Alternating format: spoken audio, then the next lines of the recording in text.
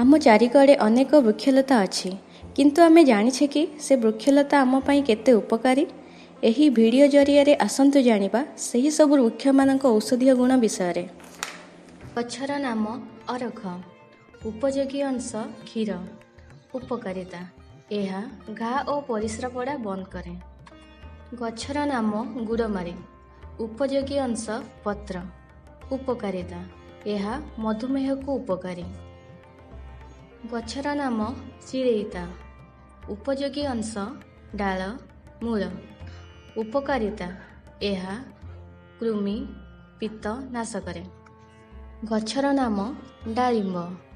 ଉପଯୋଗୀ ଅଂଶ କଢ଼ି ଓ କଷି। ଉପକାରିତା: ଏହା ଝାଡ଼ା ବନ୍ଦ କରେ।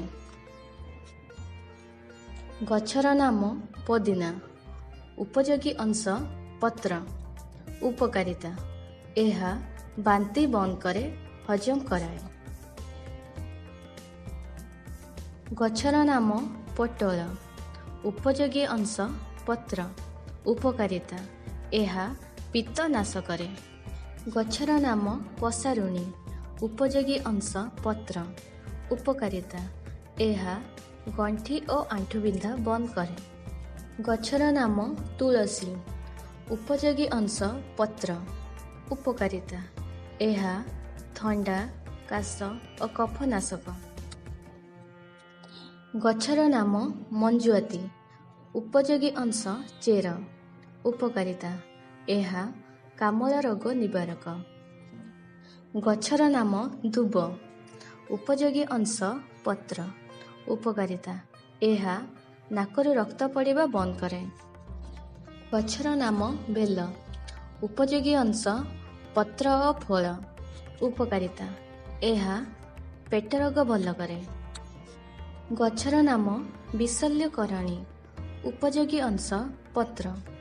ଉପକାରିତା: ଏହା କଟା ଘା ଭଲ କରେ। ଗଛର ନାମ ଗେଣ୍ଡୁ। ଉପଯୋଗୀ ଅଂଶ ପତ୍ର। ଉପକାରିତା: ଏହା କଟା ଘା ଭଲ କରେ। ଗଛର ନାମ ବାସଙ୍ଗ। ଉପଯୋଗୀ ଅଂଶ ପତ୍ର। ଉପକାରିତା: ଏହା କାଶ ଭଲ କରେ।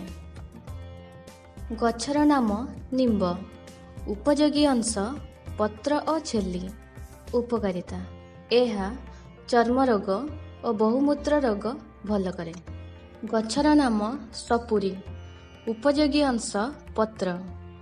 ଉପକାରିତା: ଏହା କୃମି ନାଶକ। ଗଛର ନାମ ସଜନା।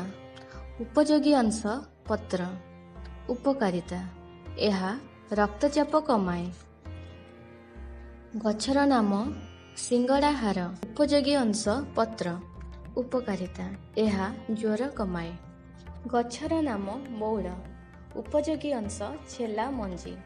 ଉପକାରିତା: ଏହା ଦାନ୍ତ ଶକ୍ତ କରେ। ଏହିପରି ଆହୁରି ଅନେକ ଔଷଧୀୟ ବୃକ୍ଷ ରହିଛି ଯାହା କ୍ୟାନ୍ସର ଭଳି ମାରାତ୍ମକ ରୋଗକୁ ମଧ୍ୟ ଭଲ କରିବାରେ ସହାୟକ ହୋଇଥାଏ। ତେଣୁ ଆସନ୍ତୁ ଆମେ ଆମ ଦେହ ପ୍ରତି ସଜାଗ ଏବଂ ଯତ୍ନବାନ ହେବା ଓ ନିଜର ବ୍ୟସ୍ତବହୁଳ ଜୀବନରେ ଅତି କମ୍ରେ ଗୋଟିଏ ଔଷଧୀୟ ବୃକ୍ଷ ରୋପଣ କରିବା। ଏହି ଭିଡ଼ିଓଟିକୁ ଦେଖିଥିବାରୁ ଅନେକ ଧନ୍ୟବାଦ। ସ୍ୱାସ୍ଥ୍ୟ ହିଁ ସମ୍ପଦ। ସ୍ୱାସ୍ଥ୍ୟବାନ ହୁଅନ୍ତୁ, ସୁଖୀ ରୁହନ୍ତୁ।